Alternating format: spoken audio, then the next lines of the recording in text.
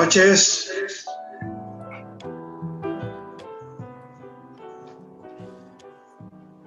Buenas noches, Oscar, Tati, ¿cómo les va? ¿Cómo andan? Hola, ¿qué tal? ¿Cómo está? Buenas noches. Hola, ¿qué tal a todos? Buenas Bueno, noches. a todos los que nos están viendo por YouTube, agradecemos, y también por Face. Recordamos que hemos resuelto esta tertulia de la COPI, trabajarla directamente por YouTube, así que a todos los que están queriendo compartir esta actividad, lo que tienen que hacer es ingresar a YouTube, poner Cooperativa Integral, y van a poder compartir esta propuesta tertuliana que tenemos para ahora. Contamos con la presencia del doctor Oscar Atienza, médico que se ha ido convirtiendo estos últimos tiempos en un referente sobre el tema de la pandemia y del COVID, y lo hemos convocado principalmente para que comparta este espacio, estas actividades, como en el marco de las propuestas culturales de la COPI. Hemos pedido también que Alejandro Iguren, ex gerente general de la COPI, hoy asesor, directivo, trabajador histórico de la COPI, y también un abocado al tema de la salud, con una mirada sanitaria, nos parecía la persona adecuada como para que en un principio haga un mínimo intercambio con Oscar. Oscar es médico, magíster en salud pública, doctor en medicina y docente en medicina. ¿Sí? Por lo menos ha sido el breve currículum que nos propuso para presentarlo, pero sin lugar a dudas, insisto en la referencialidad que viene generando en relación a la temática de la pandemia y del coronavirus. Y sobre todo, dado que ya estamos transitando varios meses de cuarentena, con una característica nacional, provincial, municipal, nos parecía necesario en el intercambio interno, cuando resolvimos hacer la actividad, quizá abordar esas temáticas que lejos de ayudar por ahí confunden, digo, ¿no? Todos los que son mitos, verdades que se han ido generando sobre esto. Así que en un principio le vamos a pedir a Alejandro, a Tati, que haga una mínima introducción, como para que después empecemos a intercambiar con Oscar y trabajemos el tema propuesto para esta tertulia. Sí, hola Oscar, la verdad un orgullo poder hacer esta tertulia con vos, que consideramos que hoy en Córdoba y también en el país sos una de las personas más autorizadas para poder hablar de la realidad de la peste, en el sentido más amplio de la palabra, y en esto hablarle un poquitito a todos los que nos están escuchando, que las cooperativas en sí, y la COPI en particular, son entidades sin fines de lucro que no tienen en el mercado su leitmotiv, su motivo de vida. Y por eso la salud de los servicios públicos, la salud de los trabajadores, la salud de la población está dentro de nuestro objeto social. Y en particular, en el tema salud, hoy ATE hace un homenaje a todos los fallecidos del equipo de salud, que por supuesto han estado en primera línea de batalla, en la primera línea de fuego en la batalla, y en ese homenajearlos a todos estos luchadores, porque entendemos que Oscar está haciendo una tarea titánica, luchando contra la incultura, luchando contra la peste en el sentido, no solamente por un bicho, uno de los bichos más primitivos, ¿no? Un virus es uno de los bichos más primitivos de la humanidad y ocasiona tanto daño, pero esto es propio de la forma de desarrollo que tiene el ser humano y el capitalismo a escala mundial, no es casualidad. Y la cooperativa aborda este tema y homenajea también en este momento a uno de sus promotores, miembro del Consejo de Administración, miembro del Consejo de Administración de FAES, un luchador de la salud, así como Oscar, que es nuestro queridísimo Jorge Alberto Herrú. Pediatra, tenía 76 años y combatió, o sea, contra todas las pestes, fue uno de los luchadores por la salud, así como los otros fallecidos del equipo de salud provincial y por supuesto del país y del mundo. Hasta último día estuvo atendiendo a los niños de Carlos Paz. No abandonó a pesar de tener enfermedad preexistente, tener 76 años, ser hipertenso, haber tenido un infarto, tener diabetes. El doctor Jorge Herrú siguió atendiendo hasta la semana previa a sus pacientes, ¿no? Esto, ser pacientes del Estado, ¿no? Esta forma de dominación que tienen, por eso él se negaba a hablar de la paciencia y de los pacientes. Fue fundador del Colegio Médico de Punilla, el fundador del Colegio Médico de Carlos Paz, fue detenido en el campo de la Ribera por su pensamiento profundamente humanista, fue uno de los promotores de crear, junto con la COPI, como presidente del Colegio Médico, del sistema local de salud en la década del 80, ¿no? Y que justamente otro de los médicos del Colegio Médico, el doctor Vázquez Senta, también pediatra, fue uno de los que mocionó en contra dentro del Colegio Médico.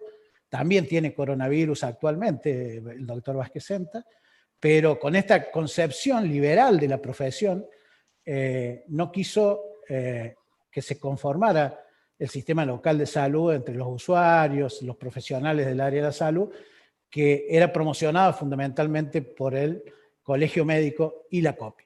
La COPI había aprobado en su asamblea y el Colegio Médico tenía la asamblea que había sido promovida por el Colegio Médico, por el doctor Jorge Herrú, y en esa votación esta tendencia liberal, no de libertad, esta tendencia liberal hizo que no se pudiera hacer, pero se formó, gracias también al doctor Jorge Herrú, el Banco Solidario de Sangre de la COPI, que está en este momento, ¿no? La donación de órganos, la donación de sangre. Por eso esta cooperativa apuesta a la salud, está absolutamente en contra de la inmunidad de rebaño, está preocupadísima por la situación que se da en Carlos Paz. Recién hablábamos fuera de cámara con Oscar y se plantea que por cada muerto por COVID hay más o menos, por los subregistros, o sea, existen los subregistros en general en todas las epidemias, las pandemias, pero cuando ya es motorizado adrede por los gobiernos para minimizar la situación, es mucho más grave. Aquí hay de 700 a 1000 contagiados y hay 14 muertos. O sea que tiene que haber mínimo 14.000 casos de COVID, ¿no? Cuando se están manejando cifras de 700 y 800.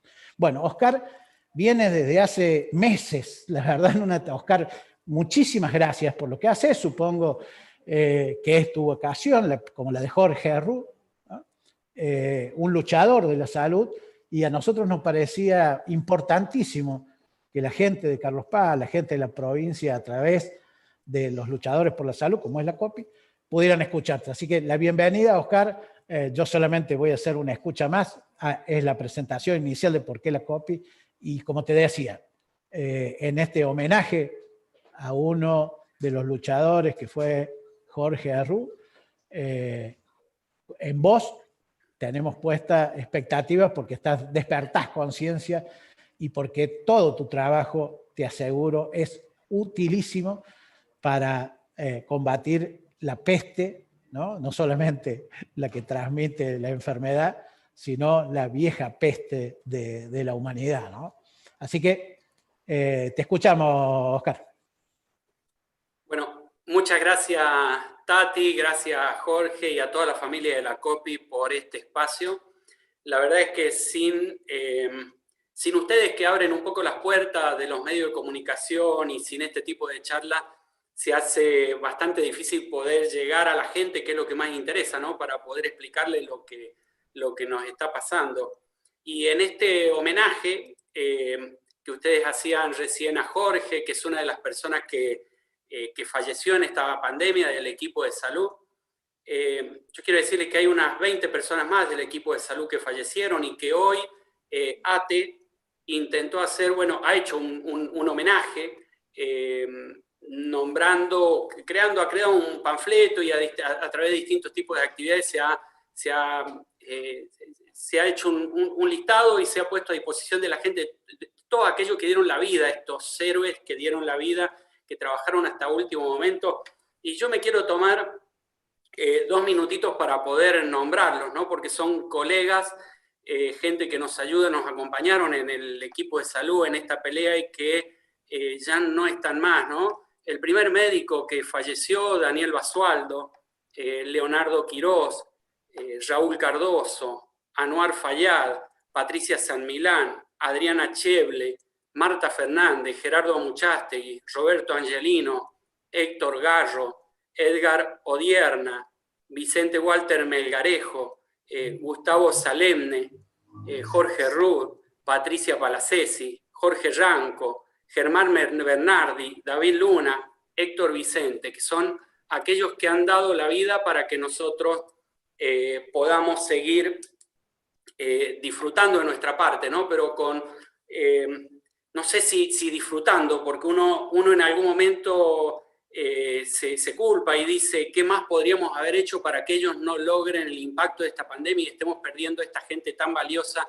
en la sociedad? Porque gente que realmente ha dado su vida y que yo los conozco a muchos de ellos, a muchísimos, y tenían un toque especial por el otro, ¿no? Trabajaban incansablemente, no tenían problema algunos de ellos de ponerse una nariz de payaso y tratar de alegrar a los niños. Y cuando uno empieza a perder ese tipo de personas, empieza a perder una gran parte de la sociedad. En una pandemia que nos sorprendió hace 10 meses exactamente, en un hecho inédito, la verdad es que un hecho inédito a nivel mundial, es la primera vez que la humanidad está bajo ataque de un enemigo invisible y que ha tenido una difusión en tan poco tiempo que ha sido la verdad que alarmante. Es la primera vez en la historia que todos los países del mundo están afectados.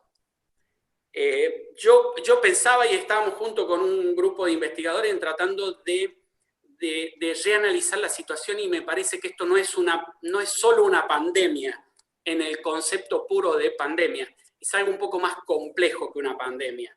No encaja todo dentro del concepto de pandemia. Me parece que a partir de acá tenemos una gran tarea que es lograr redefinir el concepto de esta enfermedad, esto que estamos llamando hoy pandemia, ¿no? Que es mucho más complejo, porque es la primera vez en la historia que los 3 ejes de la salud, cuando uno habla del concepto de la salud, el que más conocido por allí, con el que no concuerdo mucho, que dice ser el completo estado de bienestar biopsicosocial y que nombra estos 3 ejes, lo biológico, lo psicológico y lo social.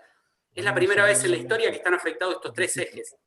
Pero además están afectados todos los determinantes sanitarios, los determinantes económicos, los determinantes sociales, ecológicos.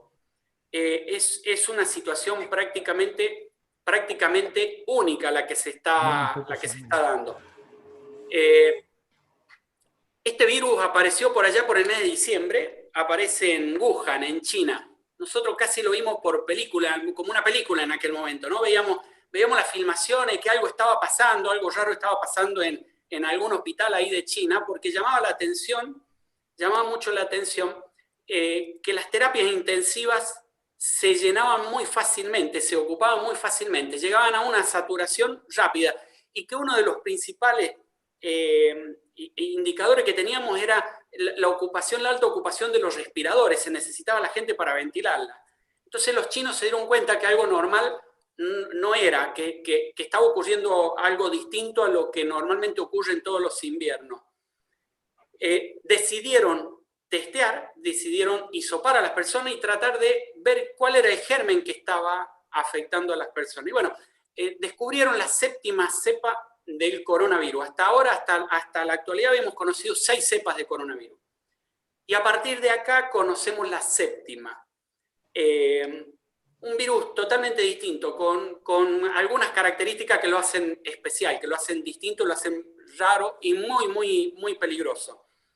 Los chinos lo descubrieron, se dieron cuenta que era algo nuevo, detectaron la pandemia, declararon que estaban frente a un brote de un germen nuevo, notificaron a la OMS y a partir de allí deciden confinarse y tomar medidas extremas. Y empezamos a ver aquello que veíamos en China que nos mostraban, porque no estamos muy acostumbrados por una cuestión de sesgo ideológico nosotros a ver algunas filmaciones o videos chinos. Eso no ocurre en lo normal. Estamos más acostumbrados a ver filmaciones de Europa o de Estados Unidos, pero nos mostraban las calles de China con tanques y prácticamente vacía y camiones rociadores por la vereda, y nos llamaba la atención, parecía algo de película.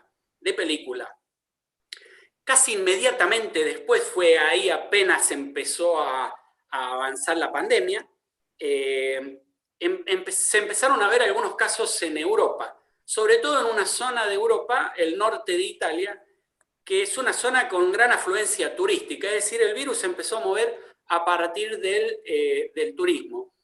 Y si uno ha visitado el norte de Italia, se da cuenta ahí que los chinos que están visitando esa zona son muchísimos, hay filas de ellos sacando fotos y consumiendo. De modo que el virus se trasladó de la mano del turismo a una velocidad tan grande que cuando la OMS declaró pandemia habían 118 países del mundo ya afectados.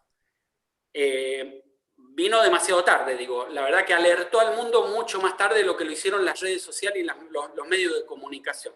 Una OMS bastante enlentecida, muy burocrática y que creo que va a ser uno de los principales,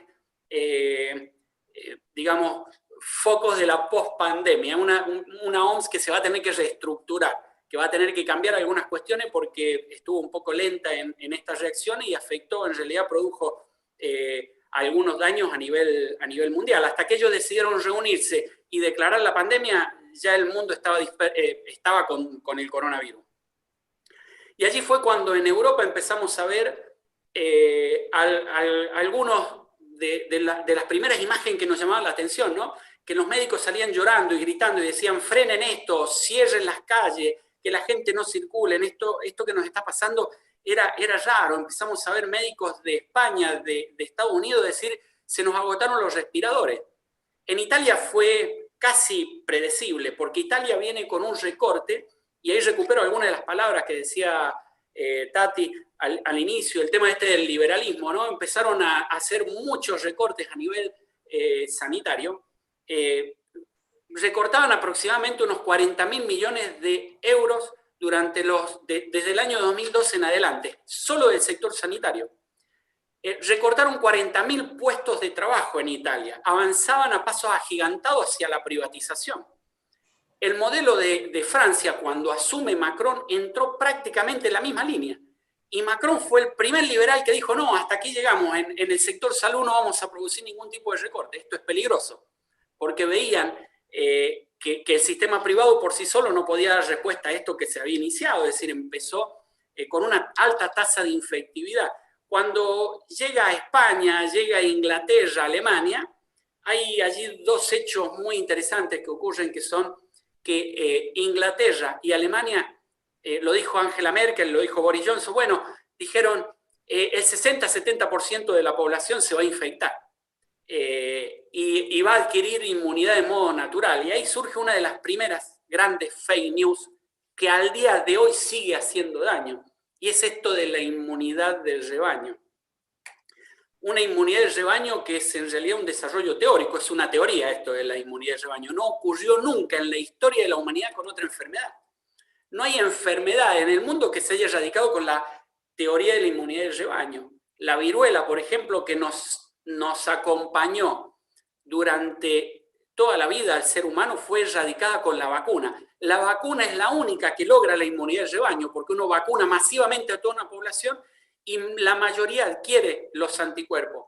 Pero de modo natural, un virus nunca logró la inmunidad del rebaño. Nunca, ni en los peores momentos de la peste negra en la Edad Media. No hubo forma. De modo que, además, hay algunos escenarios allí casi catastróficos. Cuando uno analiza la posibilidad de llegar a una inmunidad del rebaño, piensa que nosotros hicimos un modelo de simulación con investigadores de la Universidad de Villa María y con la UTN.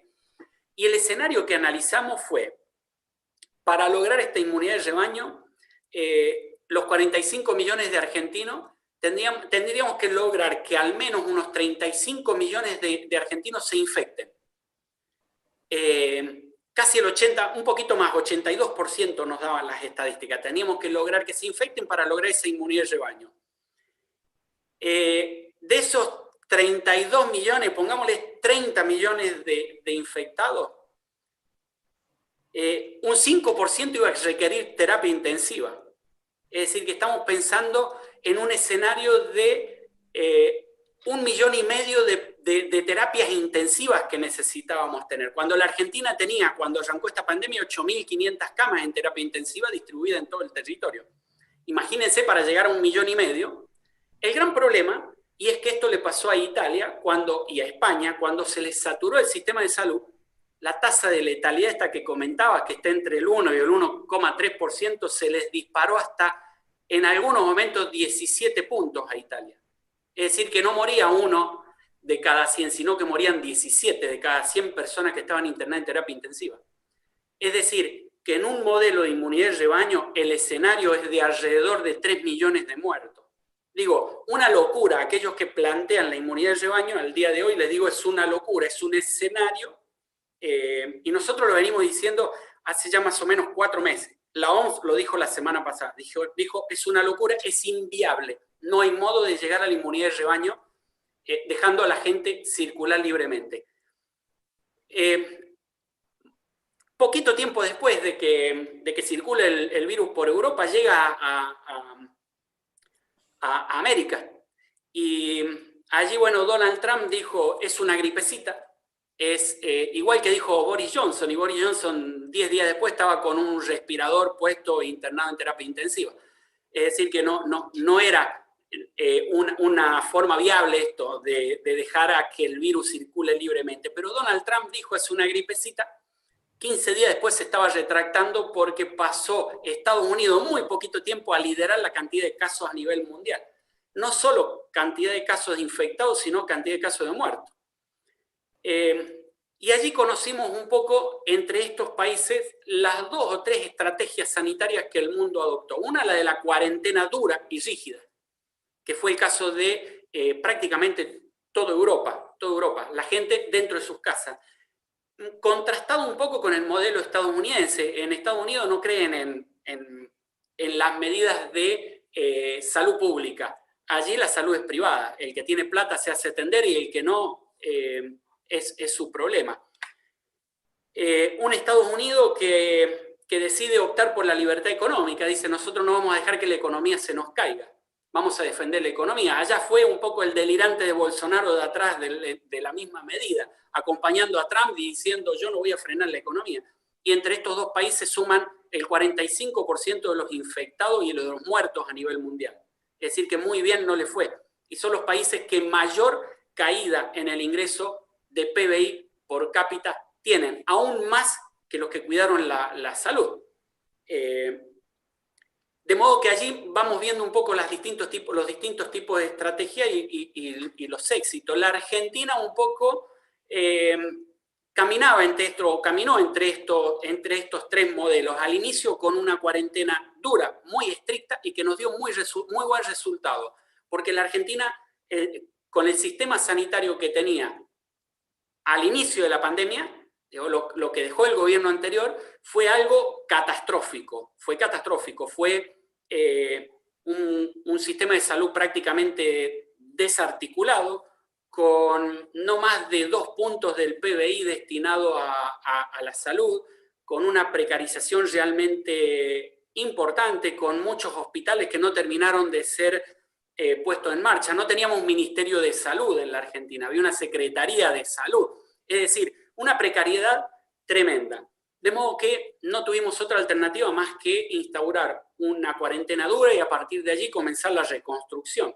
Fíjense algunos datos iniciales. Nos llamaba la atención que China en 8 días, 10 días, logró montar hospitales de campaña. Bueno, en Argentina se montaron 12 hospitales de campaña durante este tiempo. En Argentina somos productores de respiradores, de modo que se empezaron a producir respiradores y se preparó un poco el sistema para, digamos, sostener la cantidad de infectados que podrían ingresar a terapia intensiva. Se agregaron 5.000 camas en terapia intensiva y unas 5.000 más, unas 50.000 más, que son las camas COVID, que al día de hoy prácticamente, salvo Córdoba, el resto del país no lo ha usado. Entonces estas tres tipos de estrategia empiezan a jugar. En la Argentina hemos visto las tres. Vimos la cuarentena dura al inicio, después vimos una fase, la cuarentena dura duró exactamente 36 días, del 19 de marzo al 25 de abril. Y a partir de allí inició lo que fue la fase de distanciamiento social. Con algunas provincias que prácticamente abrieron todas sus actividades, absolutamente todas. Las más complicadas hoy día, por ejemplo. Si uno analiza el eje de provincias que están más complicadas a nivel nacional, son Jujuy, Salta, Córdoba, Santa Fe, Mendoza, Ciudad Autónoma de Buenos Aires. Las provincias que están gobernadas por gente de una mentalidad un poco más liberal. Digo, y acá no me meto en la grieta, simplemente hago una descripción clara de lo que es el sistema de salud a nivel mundial. A nivel mundial, el liberalismo no cree en la salud pública, no cree en la salud colectiva. De hecho, hemos tenido en varias ocasiones gobernadores, acá el nuestro, en Córdoba, que dijo que él no iba a dañar las libertades personales de los cordobeses, y eso es una postura, y yo la respeto, pero acá no hay un problema de libertades personales, sino que hay un problema de salud colectiva, que es totalmente distinto. Digo, hace un posicionamiento político, y acá recupero lo que muchas veces he dicho, y lo dije en mi primer salida allá por el 20 de marzo, que si no entendemos de política no vamos a entender el desarrollo natural de la pandemia. ¿Por qué? Y me posicionaba en esto yo. Cuando nosotros analizamos los sistemas de salud que tiene el mundo, tenemos el modelo privado, que es el claro ejemplo del de Estados Unidos, y el modelo público, que lo tiene su vecino Canadá. 100% público. Y si ustedes hoy miran el mapita este negro y rojo de la Johns Hopkins, van a ver Estados Unidos en rojo vivo de la cantidad de casos y Canadá sin casos prácticamente, con algunos puntitos aislados. Ahí contrastan dos modelos. El modelo estadounidense totalmente privado y el modelo canadiense que es público. En la Argentina tenemos un mix. Tenemos el público, el privado y es mixto. ¿Sí? Tenemos una gran mezcla. Y algunos gobernadores eligieron ese modelo, el modelo de la libertad económica. Y acá viene la otra gran fake news, porque muchos decían es salud y economía. Salud y economía. Y yo les dije, no, la economía está subyugada en el mundo a la salud. Los pueblos enfermos no producen. Es como querer ir a trabajar con 39 grados de fiebre. Una persona no puede salir a trabajar con 39 grados de fiebre, con tos, va a producir muchísimo menos. Y aquí se demostró que algunos países que defendieron la salud están hoy con una actividad casi plena. Y los que no defendieron la salud y quisieron defender lo comercial tienen caídas en el porcentaje de producción de PBI 3 o 4 puntos por encima de los que defendieron el sistema de salud de su población. No solo eso, sino que tienen catástrofes sanitarias.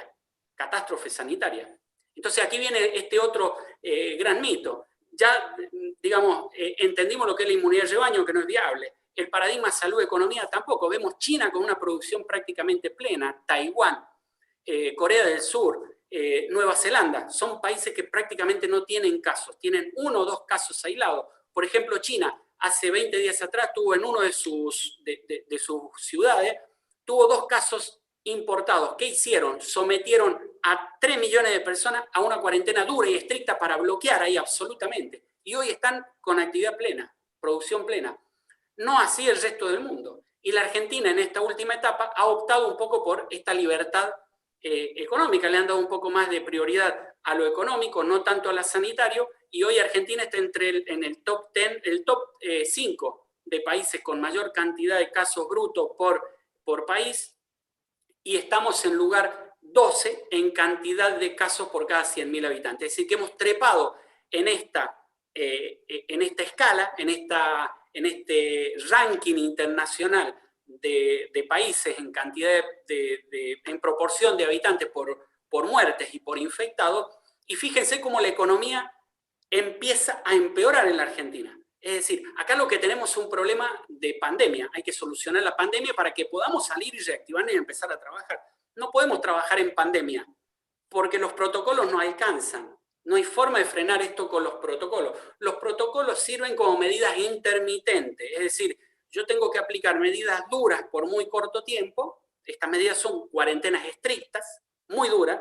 Yo hace 20 días atrás, 30 días, fue por allá por el, creo que fue por el 20 de septiembre, 22 de septiembre, le empecé a pedir al presidente de la Nación el famoso botón rojo, que apretara el botón rojo, porque entendía que en ese momento, con 15 días de cuarentena dura, nos iba a permitir ahora estar en un nivel distinto de contagio, de cantidad de casos por habitante. Y yo creo que en el día de hoy no alcanzan con 14 días, creo que quiere por lo menos un esquema de 21 o de 40 días, como lo está haciendo Alemania, como lo está haciendo Francia, como lo está haciendo Irlanda, en este mismo instante. Es decir, es interesante mirar lo que pasa con la Argentina y contrastarlo con lo que pasa en Europa. En Europa se piensa, o piensan todos, que están en la segunda ola. No, están en un rebrote que se llama. La segunda ola es cuando se termina la primera. Pasó la primera a nivel mundial y después viene una segunda ola, que la vamos a intentar frenar con la vacuna. Pero en Europa lo que están teniendo es un rebrote. Europa comenzó su ascenso en la cantidad de casos y cuando llegaron a unos 5 o 6 mil casos diarios, cada uno de los países implementó la cuarentena, con lo que logró bajar la cantidad de casos a prácticamente cero. Eso les permitió trabajar en junio, julio, se abusaron porque abrieron todos los bares, restaurantes, playas, parques, veíamos la gente que parecía ser que los habían liberado de, no sé, de 5 años de cárcel. Todos salían a trotar, a correr. Bueno, el virus empezó a circular nuevamente. Hoy tiene Francia 50.000 casos diarios, Italia 20.000, España 22.000, Inglaterra 20.000. Algunos de esos países tienen 5, 6, hasta 10 veces más casos que lo máximo que tuvieron en el mes de marzo. Es decir, que lejos de ser que el virus ha mutado para ser más bueno, como dicen algunos por ahí, el virus sigue siendo el mismo, lo único que se aprovecha de nuestra ingenuidad y se acompaña de nosotros para poder circular e infectar a muchísima gente. Lo que hizo Europa fue bloquear esa curva y ahora ha retomado, pero tuvieron un tiempo en el medio en el que pudieron desarrollar algún grado de actividad económica. La Argentina continuó con su curva en ascenso, con una alta manipulación en la cantidad de casos. La denunciamos hace 30 días y hace una semana Oxford nos retiró a los argentinos de las bases de datos internacionales a expensas de Santa Fe y de Córdoba que venían manipulando los datos. Cuando lo decía Oscar Atienza, parecía ser que yo exageraba y que nadie me prestaba atención. Logré salir en algunos medios, me escucharon y ahora lo dice Oxford. Es decir, parecía que yo tenía la razón. Y a partir de un excelente análisis que hiciste al inicio ahí, Tati, que es a partir de la cantidad de muertos. Esta cantidad de muertos que si la tasa es de 1.3, ¿sí? Si yo tuve en Córdoba 55 fallecidos en algunos días, estamos teniendo entre 30 y 55, quiere decir que en algunos de esos días tuvimos entre 4.500 y 7.000 infectados diarios. Y Córdoba nunca ha mostrado esos datos, nunca. Por lo que yo les digo a la gente que la cantidad de casos que nos muestran a diario, que son entre 1.800 y 2.500, no son los reales, son por lo menos 3 veces esa cifra. Y que no hay que acá no hay ningún amesetamiento, ¿no? Porque nos quieren vender esta historia de que en AMBA está todo amesetado y en Córdoba está todo amesetado. No, no está amesetado. Han bajado en la cantidad de testeo. Ya no están testeando como antes. La tasa de positividad va entre el 40 y el 70%. Quiere decir que yo de cada 2 personas que testeo, 1,5 casi tengo. Si tengo que testear 3 para que 2 me dan positivo. ¿Qué quiere decir? Que estoy testeando muy poco y he afinado clínicamente a la persona que voy a testear. Yo casi que esa persona a la que testeo casi tiene un pie en la UTI, en la terapia intensiva.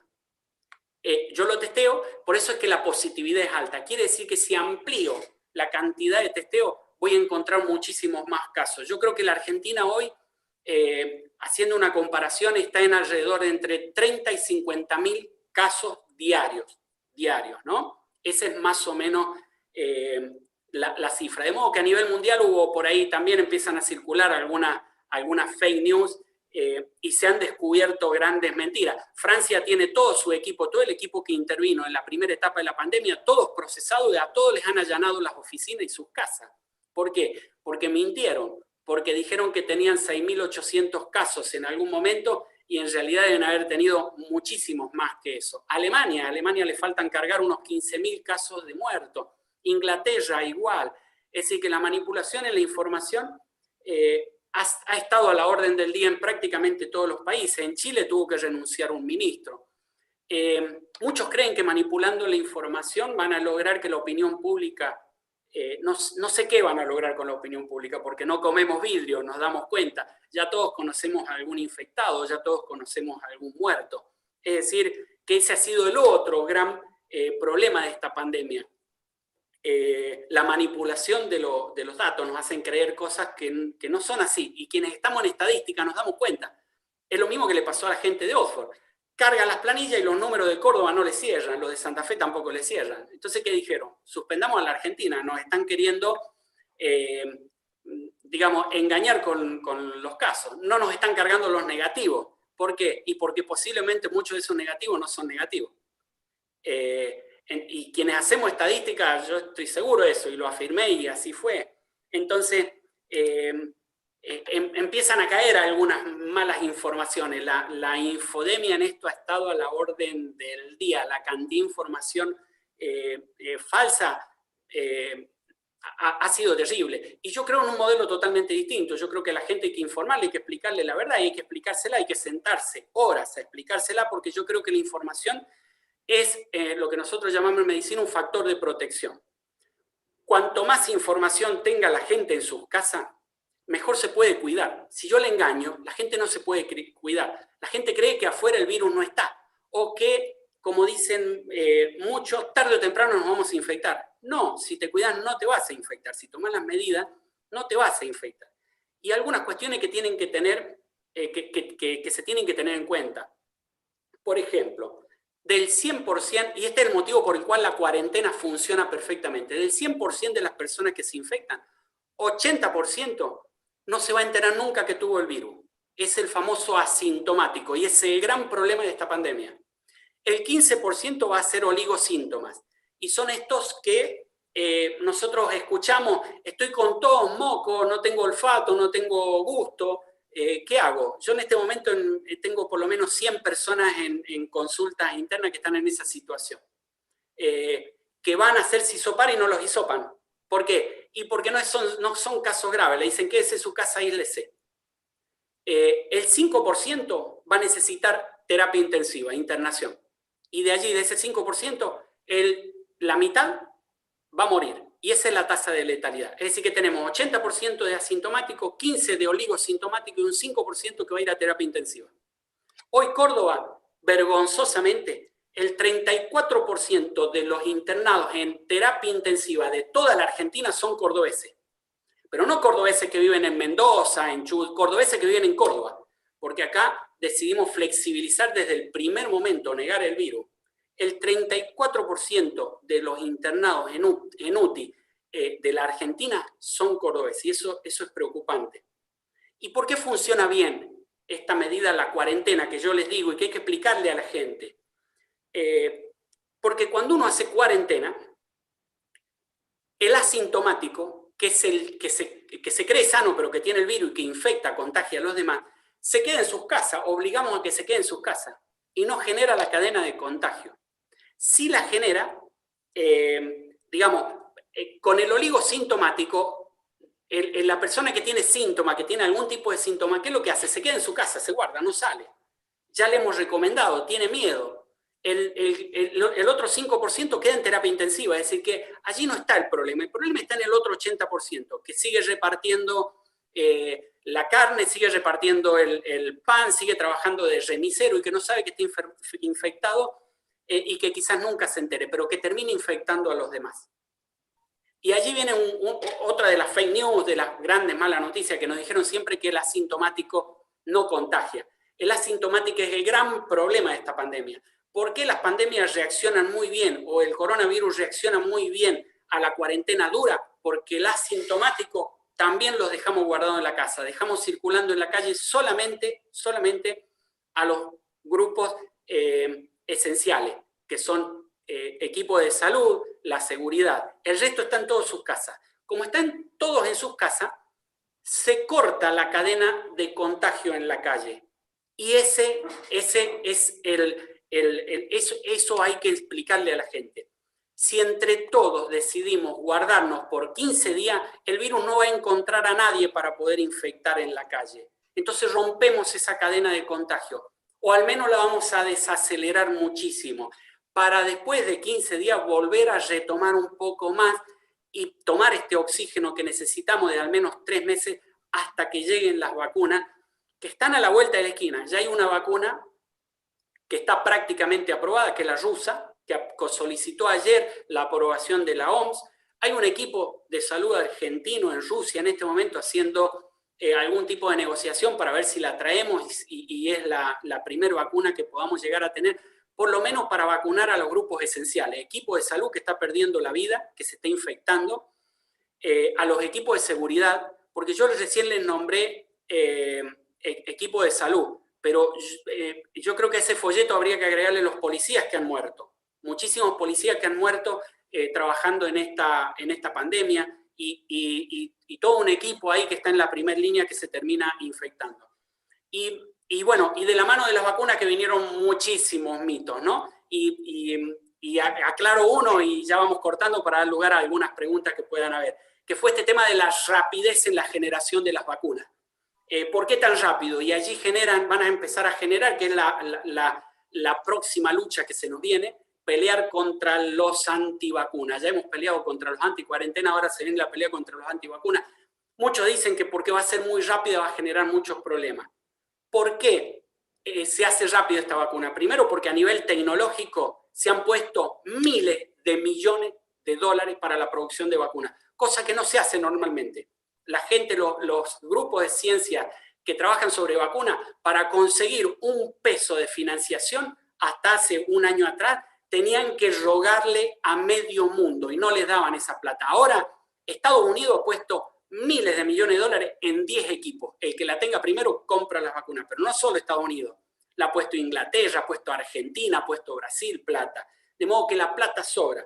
Pero hay otro gran fenómeno, y es que cuando yo pruebo una vacuna, yo tengo que vacunar a la gente y después a la gente decirle haga vida normal y vamos a ver si se infecta o se enferma.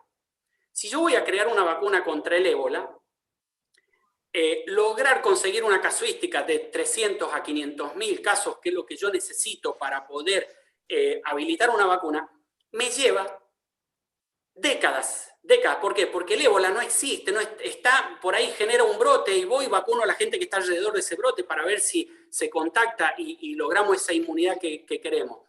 Con el coronavirus, levanto un ladrillo y consigo cientos de infectados.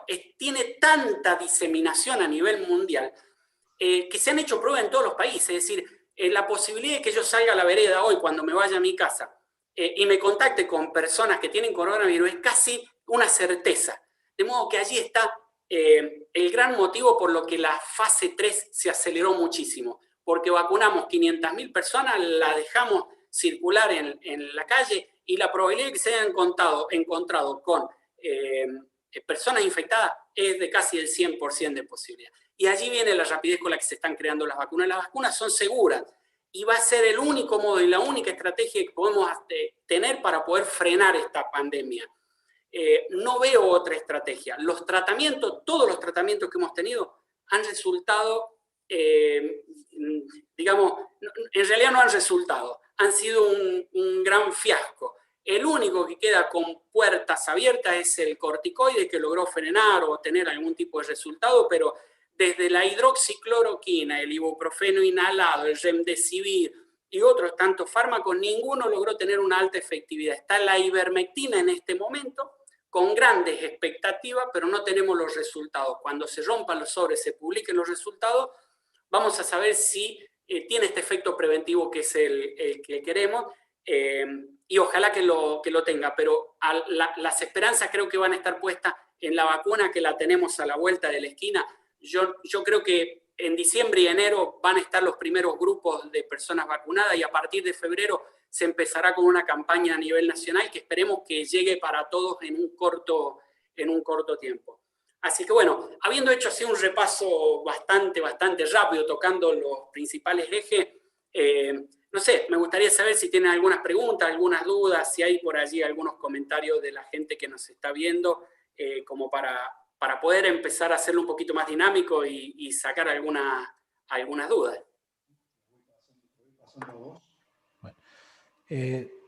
Oscar, yo te he escuchado varias veces y te he seguido y te aseguro que evidentemente la docencia universitaria te da esa habilidad para poder transmitir en muy poco tiempo un panorama muy amplio, y por eso insisto, que yo que te he seguido me has aclarado más todavía. A medida que te sigo escuchando, me aclarás más. Y cuando hablas de Canadá, me acordaba de la película de Michael Moore, ¿no? Cuando hacía el Zico, creo que se llamaba, ¿no? Cuando hacía justamente una comparación entre Norteamérica, Canadá, Inglaterra, y este dato que hoy das de comparación visual, yo no lo había tenido en cuenta, ¿no? Esa asociación que haces, que me parece brillante. Y la otra, ¿no? La gente informada, ¿no? La gente informada y la tarea que se debe hacer y la cuestión de las libertades. Antes hablábamos de qué pasa en Córdoba, ¿no? Qué triste lo que está sucediendo. Y ahora empezaremos con las preguntas, pero yo comentaba esto. Hay apertura para los hoteles de alojamiento. Nuevamente, ¿no? Una cosa que me parece hasta morboso, ¿no? Por más que, lógicamente, todos los que viven, los trabajadores que van a trabajar a los hoteles de alojamiento, los que tienen una inversión dentro de esos hoteles que, bueno, están improductivos desde hace un montón de tiempo. ¿Cuál es tu opinión? Y más ahora, ¿no? La temporada turística. Abrir el país nuevamente para que vengan los turistas cuando sabemos que el vector, lógicamente, ha sido otro ser humano pero ha viajado en avión o por barco, pero fundamentalmente son los turistas que han traído el coronavirus a cada uno de los lugares. ¿Qué pensás de la apertura turística, ¿no? Que Córdoba y Carlos Paz, imagínate, todos, la asociación hotelera, y con esto, por supuesto, entendemos la situación de los hoteles, entendemos la situación de los bares, y la COPI, como es proveedora de servicios, ha tenido una política dentro de las posibilidades de bajar a los que están afectados económicamente por la pandemia y por la cuarentena. Pero, ¿qué va a pasar cuando, inclusive, el presidente de turismo de la provincia ha planteado que vamos a tener más hospitales de campaña, o sea que vamos a tener una cosa que a mí me parece gravísimo, ¿no? Van a venir personas contagiadas a un hotel, ¿cuál es el protocolo que va a tener? Y vamos a tener más disposición de tener hospitales de campaña o ahí cerca del hotel. Me parece nefasto. Te quería preguntar esto en primera instancia. ¿Qué pensás de esta apertura particular en temporada turística? Mira, es un error. Y a toda la gente que hace turismo y puntualmente en Carlos Paz, quiero que me entiendan esto. El virus, tal cual lo dijiste, se traslada a través del turismo. El mundo conoció el virus a través del turismo. De modo que si movilizás el turismo, lo que va a pasar es que el mayor impacto en la cantidad de contagiados lo va a tener el sector turístico. Es decir, le van a trasladar el virus allí, se le van a enfermar los mozos en los restaurantes, los dueños de los restaurantes, el cocinero, se le van a enfermar la gente que están en los hoteles. Los van a obligar a los hoteles, cuando tengan algún tipo de caso de infección, a bloquear el hotel. Van a tener que dejar a la gente en cuarentena. El costo que le van a producir al sector turístico y hotelero con esta apertura es mucho mayor que si lo subvencionáramos. Yo creo que el Estado tendría que estar subvencionándolo para que no quiebre, no se funda, pero en pandemia abrirlo es un error. Y mira, hay dos situaciones claras. Ayer empezaron los vuelos interprovinciales.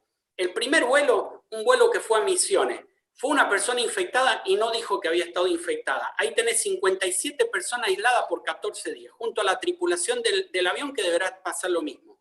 Hoy se conoció un caso de una chica que quería viajar desde Tierra del Fuego y que la detectaron a la salida. La detectaron a la salida, venía infectada y ella sabía que estaba infectada, una nena. Creo que iba para la provincia de San Juan. El vuelo duraba 3 horas. A vuelo lleno. ¿Qué iba a pasar con toda esa gente? Hubiera tenido que estar 14 días en cuarentena, además todo el costo que significa eso. Digo, ahí tenemos dos claros ejemplos en apenas 2 días que se han abierto los vuelos de lo que va a ser el turismo. Yo escuchaba ayer, por ejemplo, que las fiestas, estas de Cosquín y de Jesús María, que se van a tratar de manejar con protocolo. No, el protocolo no sirve para una fiesta. No hay modo. El protocolo sirve para ir a comprar la verdura, el pan, la carne, que vos puedas usar un barbijo, un tapaboca común, ¿sí? Para taparte la boca, ir y comprar el pan y guardar distancia de 2 metros. En una fiesta no es posible.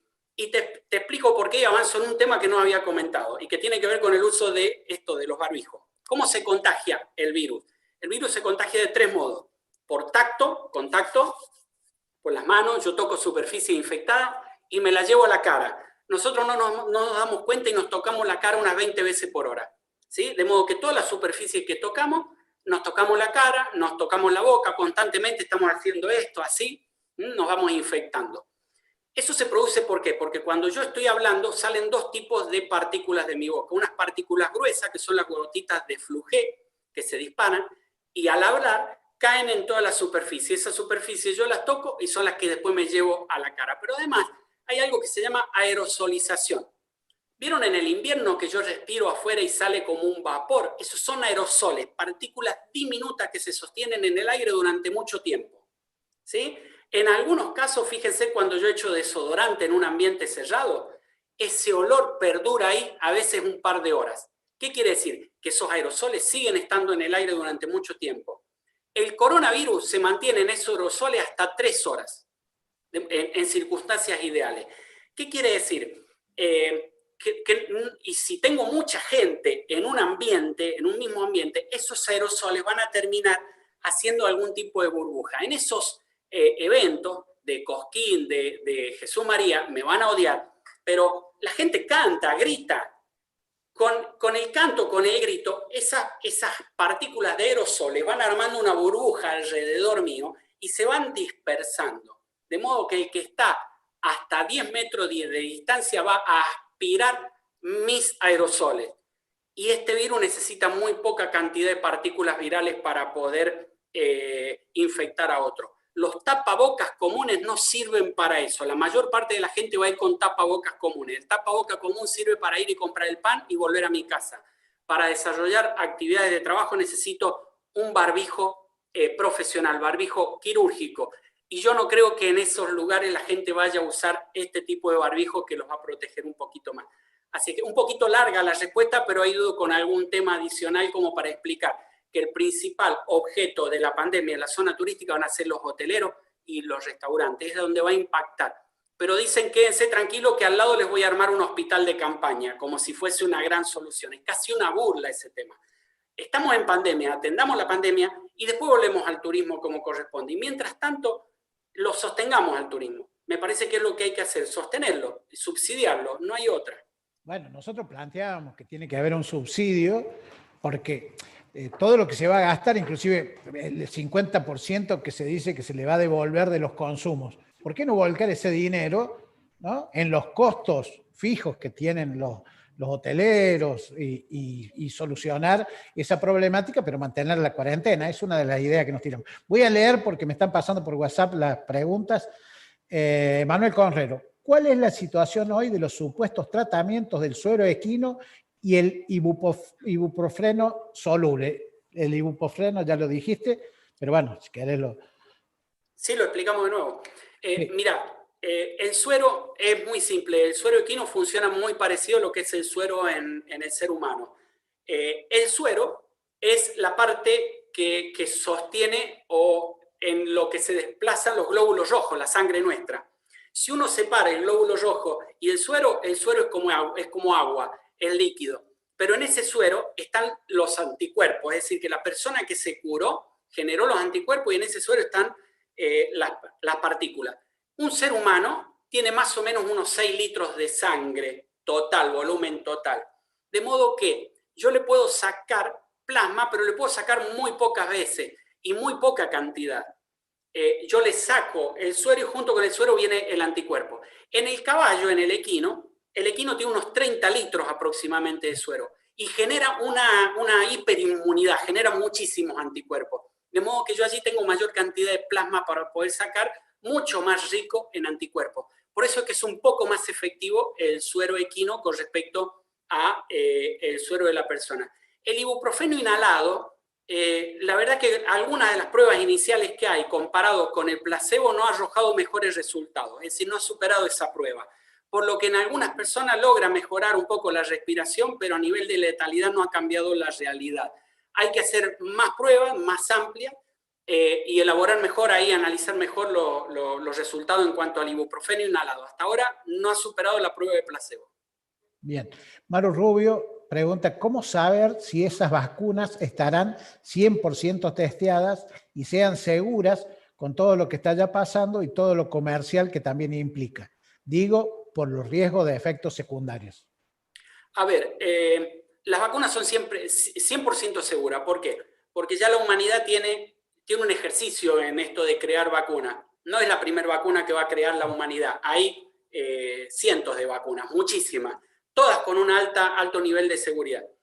La vacuna, cuando se crea la vacuna, se crea en 4 fases. Hay una fase preclínica, que es la que se utiliza en animales. Todas las vacunas superaron la fase preclínica. Después hay 3 fases, la fase 1, fase 2 y fase 3. Varía en cada uno. La fase 1 se junta unas 20, 30 personas, se les pone la vacuna y se ve si hay algunos efectos adversos. Si no hay efectos adversos, se publican esos resultados y se pasa a una fase un poquito mayor, de hasta unas 500 personas. Se le aplica y se empiezan a dosar los anticuerpos, a ver si el cuerpo produce anticuerpos a partir de la vacuna. Esas pruebas la han superado prácticamente 170 equipos que hay a nivel mundial produciendo vacunas. Y hay unos 30 equipos, 30 vacunas que ya están en fase 3 y que han superado la fase 3. La fase 3 va a una casuística mayor de entre 200 y 500.000 personas.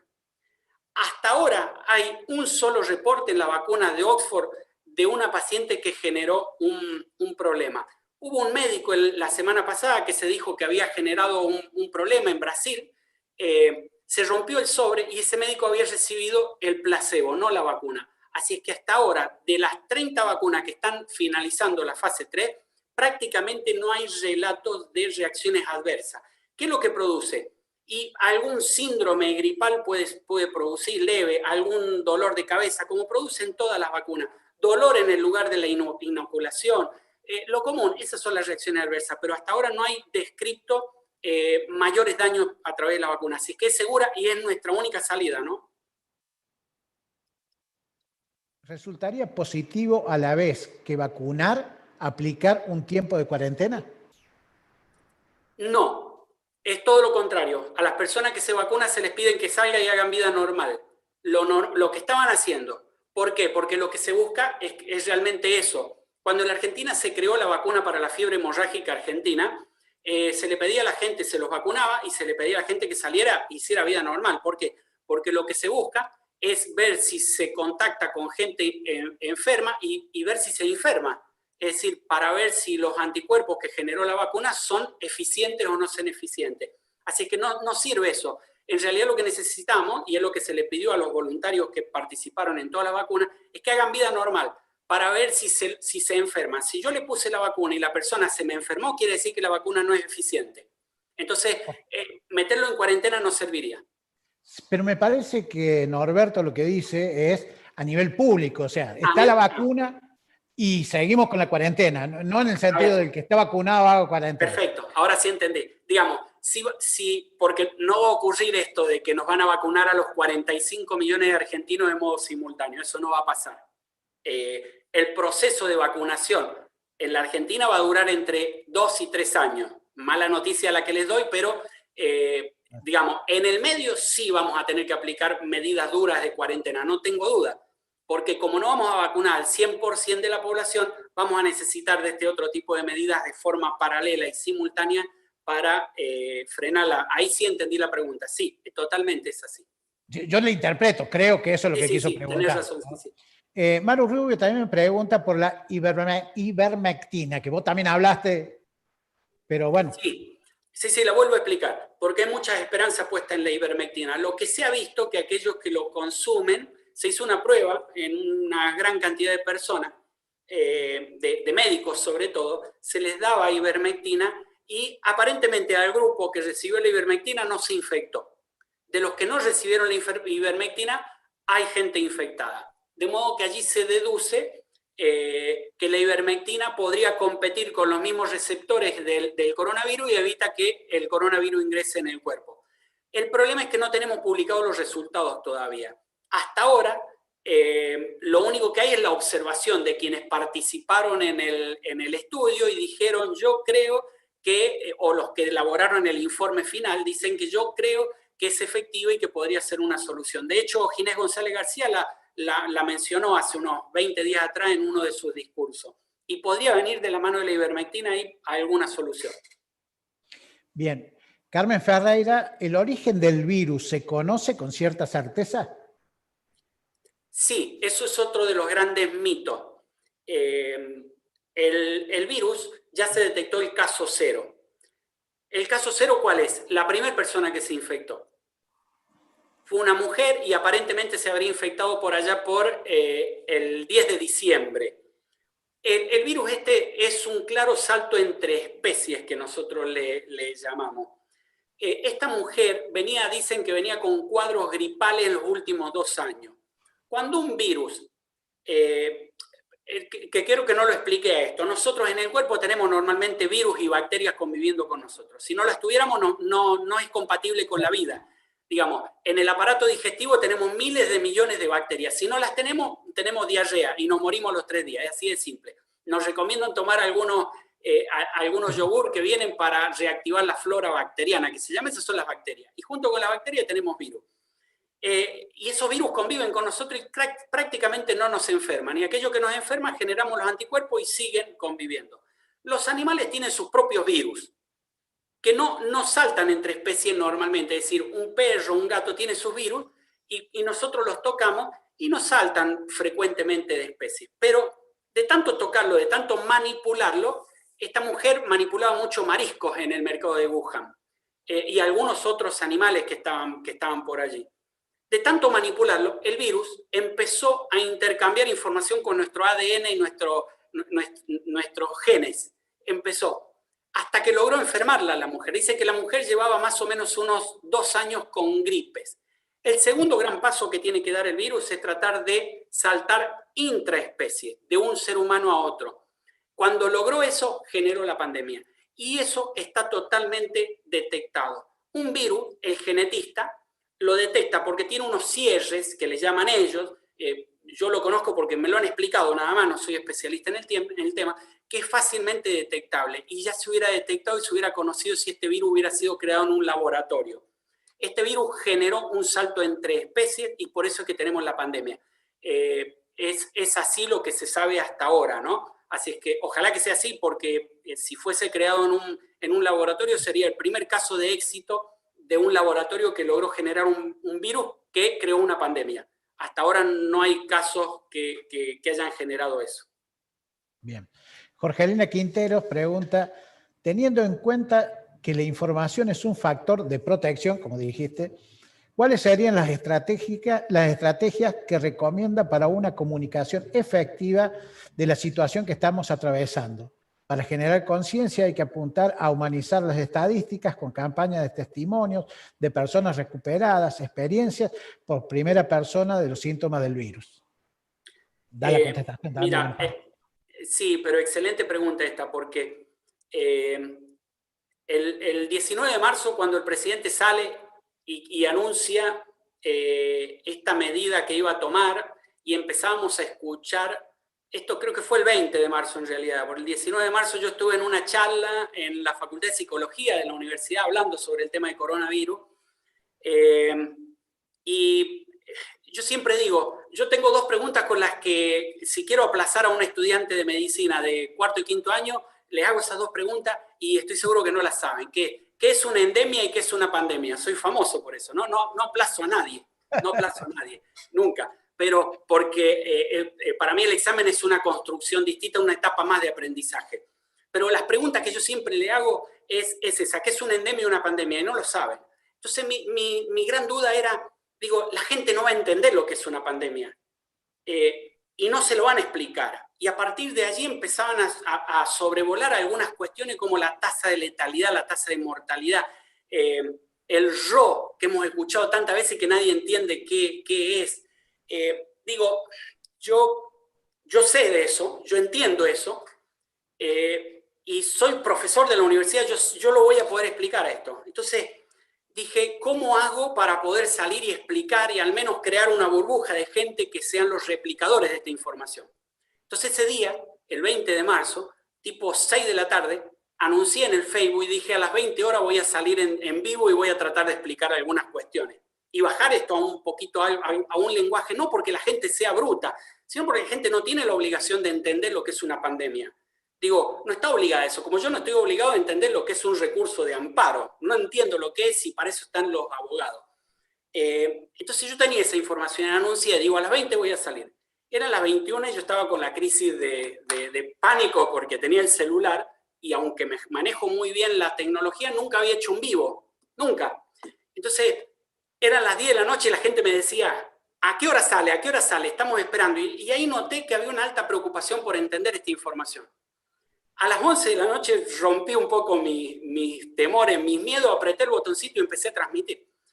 Y es increíble la cantidad de gente que preguntaba cosas que yo decía, qué tontera esto, qué simpleza lo que me están preguntando, pero digo, yo lo entendía, pero ellos no tienen la obligación de entenderlo. Y empezamos a trabajar sobre lo que es la información y a explicarle a la gente. La información es un factor de protección. Y cuando le empezamos a explicar a la gente que se tenía que lavar la mano, cómo lo tenía que hacer, la proporción del alcohol, la proporción de la lavandina, me di cuenta que había muchas cosas que la damos por sabida y que no las sabíamos.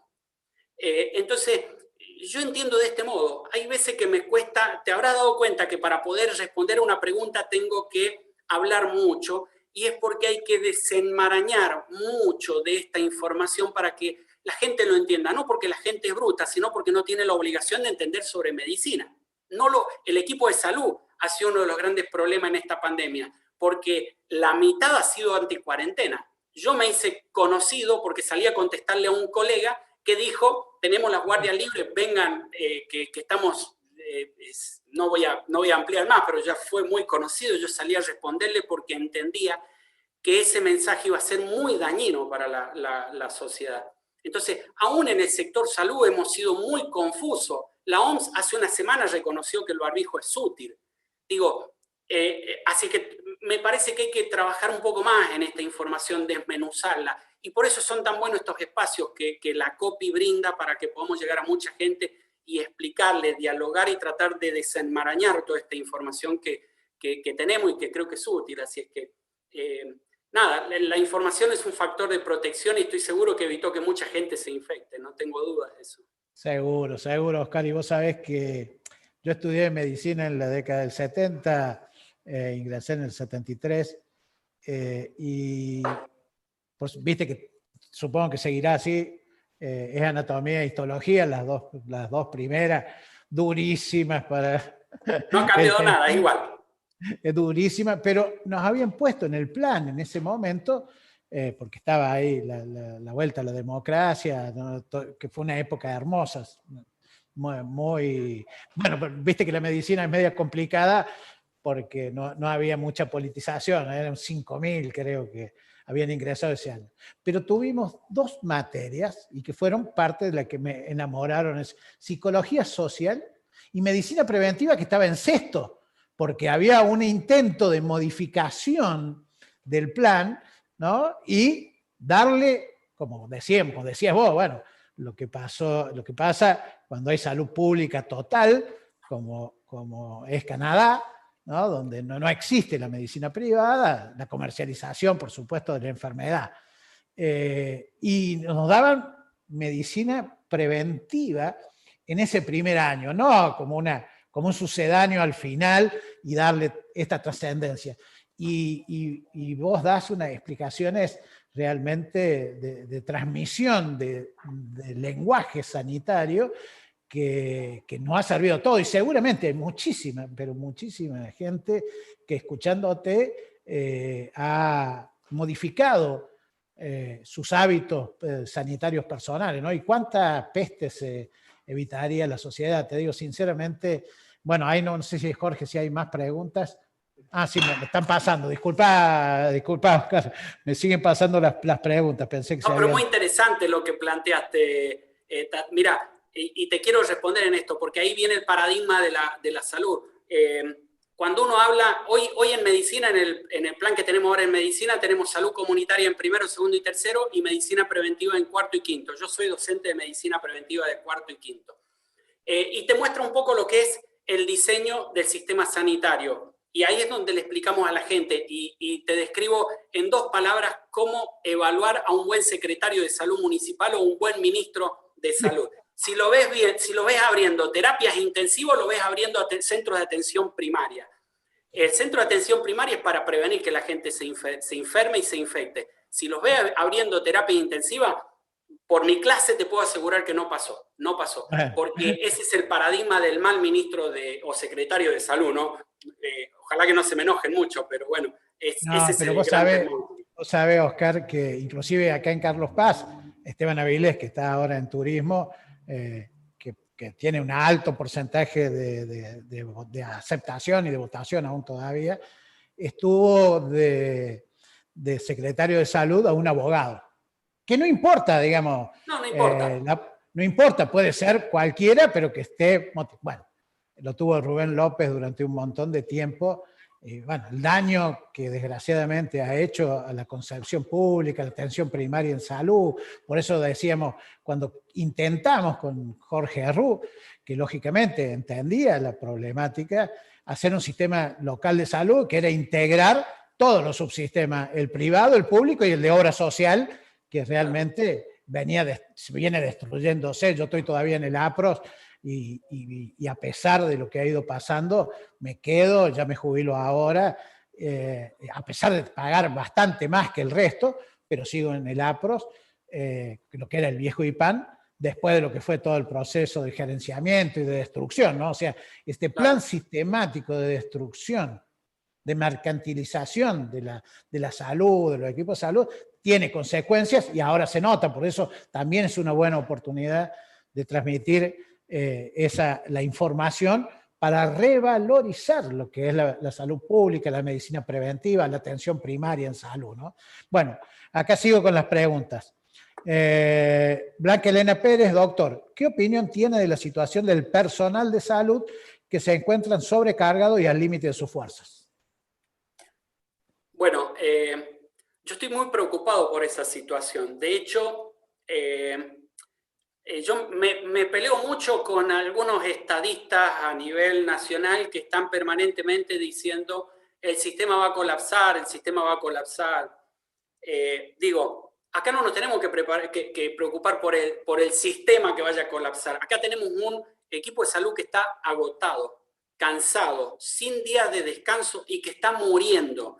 Y estamos siendo un poco ingratos con ello. Hace un par de días me hicieron una entrevista a un periodista y me dice, ¿madura el paro en el equipo de salud? Sí, le dije, ya tiene fecha. Va a ser el 10 y el 11 y el día 4 va a haber alguna movilización. Y me dice, ¿cómo verá la sociedad el tema de este paro? Que en plena pandemia el equipo de salud, porque va a ser un poco más amplio que el médico, haga paro.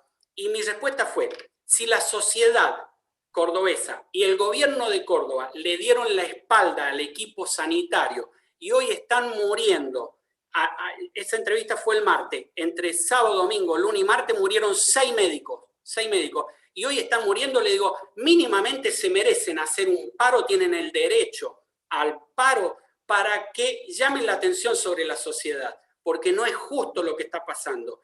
Hace 2 semanas atrás me llama un amigo y me dice, Oscar, vengo de una guardia, la llevé a mi mamá que estaba enferma. Dice, el médico me atendió en el pasillo, me dijo, no se acerque, a 5 metros la atendió. Dice, no se acerque porque no sé si estoy infectado, porque tampoco los están testeando, no los están hisopando. Dice, y me llamó la atención algo del médico, que estaba chorreando en transpiración. Digo, ¿cómo no va a estar chorreando en transpiración si tiene 3 o 4 capas, tiene antiparras, tiene doble barbijo, tiene protector facial? Y en esa situación tiene que estar 24 horas. Es inhumano lo que está pasando con el equipo de salud. Y eso es lo que tenemos que ver desde la sociedad. Tenemos que hacer un esfuerzo entre todos para bajar la cantidad de contagios y que puedan descansar un poco, porque hasta las horas de descanso le han quitado. Así es que, nada, yo creo que a la gente del equipo de salud hay que darle un respiro, mínimamente se merecen un respiro, porque además son pocos. Cuesta mucho formar médicos terapistas que estén atendiendo en esa primera línea, y son muy poquitos y les están pasando muy mal. Miren, dentro del listado de médicos fallecidos está el doctor Bernardi, que es infectólogo del Misericordia, murió de un infarto, no murió de coronavirus, de un infarto por el estrés que le produjo esta situación. Así que mínimamente tenemos que ser considerados y ayudarlos un poco, ¿no? No, sí, pero además quiero hacer una acotación. Los sueldos que tienen los médicos, una vergüenza, todo el equipo de salud, ¿no? Porque uno no, desgraciadamente termina con el modelo médico hegemónico, y nombra a los médicos, pero es todo el equipo de salud. Los sueldos que tienen, lo que fue el liberalismo, las recomendaciones del Fondo Monetario Internacional, bajar el gasto público, no de ahora, sino ya lleva décadas, hace que en el hospital de Carlos Paz el 90% de los profesionales del área de salud son monotributistas, ¿no? Una barbaridad terrible. O sea, eso hay que revertirlo. Ahora, esos son también los que están en primera línea de fuego en esta batalla, ¿no? Es tristísimo, tristísimo. Están pidiendo un aumento de llevar el sueldo a 50.000 pesos, así imagínate lo que cobran ahora. Hoy cualquier empleado está cobrando 50.000 pesos y el equipo de salud está arriesgando su vida, está dando su vida por una cifra mucho menor a esa, ¿no? Sí, una vergüenza. Bueno, Sara Roman, doctor, ¿por qué hay recontagio? ¿Está bien decirlo así o nunca se fue el virus? Otra pregunta, ¿la vacuna BCG podría suplir coyunturalmente la situación con el COVID? Bueno, sobre la vacuna BCG al principio de la pandemia se veía que creían que aquellos países en los que se vacunaba a la gente con la BCG, eso había generado una especie de anticuerpos especiales y que serían países que iban a recibir un impacto mucho, mucho más bajo en la pandemia. Uno de ellos era Argentina y hoy estamos en lugar 5º, así es que eso de la BCG quedó un poco de lado, digo, no, quedó ahí. La otra pregunta, ¿cuál era? ¿Qué dijo? Ahora, bueno, porque hay recontagio. Y la reinfección. Sí, podría suplir, sí, ya está contestada. La reinfección. Eso es lo que preguntaba. Yo quiero separar ahí. ¿Es posible que la gente se reinfecte? Sí, es posible. ¿Es posible que la gente se enferme nuevamente? Eso está en duda todavía. ¿Por qué digo que la gente se reinfecte? Es posible porque es normal. Uno cuando se enferma genera los anticuerpos y después sale a la calle y se puede contactar con personas que están infectadas de coronavirus. El coronavirus no dice, a ver, Oscar ya estuvo infectado, no voy a ir, Oscar. No, viene, intenta contagiarme, empieza a replicarse en toda la parte del aparato respiratorio, los anticuerpos atacan al virus y lo logran controlar. Es decir, y ese periodo que va entre 24 y 72 horas, yo puedo seguir infectando a los demás. Pero lo que está en duda, por ahora que no se sabe, es si las personas se enfermaron nuevamente. Hay 2 o 3 casos a nivel mundial que están generando dudas. Pero el periodo en el que se han generado esas reinfecciones es de 2 meses. Así es que lo que no se sabe es si no terminó de irse el virus y logró una reactivación dentro del cuerpo. Eso es lo que en este momento no se sabe, está en duda y va a requerir mayor cantidad de casos para conocer un poquito más ese mecanismo en teoría, de reenfermarse. Bueno, hacemos una última pregunta y ya vamos redondeando, Oscar. 2. Marianela Scagliarini, creo que subestimamos los alcances de una pandemia y muchas personas siguen haciéndolo día a día. No es una pregunta, es una afirmación que acordamos, por supuesto. Totalmente. Amanda Bolnuquian, doctora Atienza, por favor, explique el estrés traumático del personal de salud ante la muerte cotidiana de pacientes. Ya dijiste algo, pero... Mira, nosotros trabajamos, yo tengo una línea de investigación que es el síndrome de burnout en el equipo de salud. El síndrome de burnout se caracteriza por un agotamiento emocional que se produce en una primera instancia. La gente, de tanto trabajar, de tanto estar sometida a un estrés constante, genera un agotamiento emocional y aparecen allí algunos síntomas de irritabilidad. Cuando vamos al médico nosotros nos damos cuenta de algunas cuestiones cuando nos contesta mal, cuando está enojado, está en las guardias. Es común que se generen esos roces. ¿Por qué? Porque tenemos un médico bastante complicado y con un nivel de agotamiento emocional. Después viene una fase de despersonalización que le llamamos, que es la falta de empatía por el otro. Y es feo eso, cuando se está en esa situación, se es muy feo, y a partir de allí se empiezan a generar algunas situaciones en donde el médico empieza con algunas situaciones relacionadas con la depresión, con la pérdida de la autoestima, y allí en donde se genera el combo ideal para que se infecten o bajen la guardia en algún momento y se terminen infectando con el virus. Y hemos tenido muchos casos de esto, ¿no? Por eso es que el equipo de salud es el que está en la primera línea, mayor expuesto a este tipo de situaciones relacionadas con las emociones, y termine siendo produciendo una vulnerabilidad en la persona que lo predispone a infectarse con mayor predisposición. Hoy el equipo de salud todo está con un alto grado de burnout, con un alto grado de vulnerabilidad, con alto grado de temor, de miedo, de pánico. Créanme que estar todos los días atendiendo gente infectada genera un nivel de estrés y del malo, ¿no? Porque el estrés, hay un estrés bueno y un estrés malo, del malo constante. Así es que nuevamente un reconocimiento a ellos, un abrazo y un saludo a todos los que están ahí en la primera línea. Bueno, una preguntita más. Sara, justamente esa falta de empatía anticuarentena está destruyendo los esfuerzos sanitarios y de parte de la sociedad. Mis respetos para vos, o sea, no es una pregunta, sino a modo de cierre también. Profe, mis respetos, ha sido realmente no solamente ameno, sino instructivo, y vos dijiste, no quiero ponerme en la grieta, no estás para nada en la grieta, no estás en la división entre buenos y malos, entre izquierda y derecha, no. Este es un problema básicamente de salud pública y es un problema político en el amplio sentido de la palabra, ¿no? Así que te dejo a vos para que cierres, pero agradecidísimos todos y ojalá podamos tenerte en otro momento, en una charla parecida dentro de un tiempo. Yo les agradezco muchísimo este espacio, ¿no? Porque permite el contacto íntimo, directo con la gente y poder responderles ahí las preguntas más frecuentes. Nosotros mira, yo transmito todas las noches y allí vemos que se ha generado un clima, un ambiente de un grupo de gente espectacular. Y hay gente de todos los partidos políticos y hemos logrado un consenso, un acuerdo en temas básicos sanitarios que hacen que no discutamos de lo partidario y nos respetemos en lo partidario, y cada uno tiene derecho a creer y a avalar y apoyar el partido político que quiera. Esa no es la discusión. Acá el problema es de salud. En la salud, cuando uno habla de la salud, habla en el modo más amplio y queremos que toda la gente goce del mayor grado posible de salud. La salud es un estado dinámico que constantemente se tensa o se maneja entre dos extremos. En un extremo, el estado no ideal de salud, que sería la enfermedad, y en el otro extremo tenemos el estado ideal. Nosotros del equipo de salud tenemos que tratar de que la gente esté siempre cerca del estado ideal de salud.